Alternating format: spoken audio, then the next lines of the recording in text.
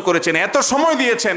এই হাদিস বর্ণনা করার পর আম্মা জান আয়েশা রাদিয়াল্লাহু তাআলা বলেছেন, ফাকদুরু কদরাল জারিয়াতিল হাদিসাতি সিন্নি আল হারিসাতি, আল্লাহ হবে, ও দুনিয়ার পুরুষেরা, তোমাদের অল্প বয়স্ক এই স্ত্রীরা, তরুণী মেয়েরা, তোমাদের স্ত্রী যারা থাকে, এদের ডিমান্ডগুলো, চাহিদাগুলো, তাদের শখগুলোকে তোমরা এইভাবে মূল্যায়ন করবা।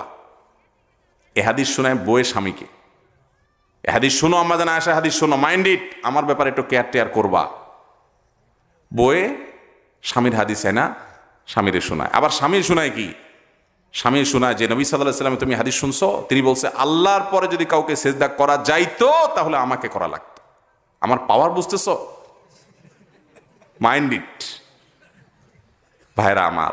অথচ দরকার ছিল ওই প্রথম হাদিসটা স্বামী দেখা, যে আরে নবী সাল্লাল্লাহু আলাইহি ওয়াসাল্লাম তার স্ত্রীকে এত সময় দিতেন, তাহলে আমি তো আমার স্ত্রীকে এরকম কেয়ার করা উচিত। আল্লাহ কোরআনে বলেছেন ওয়াশিরুহুন্না বিল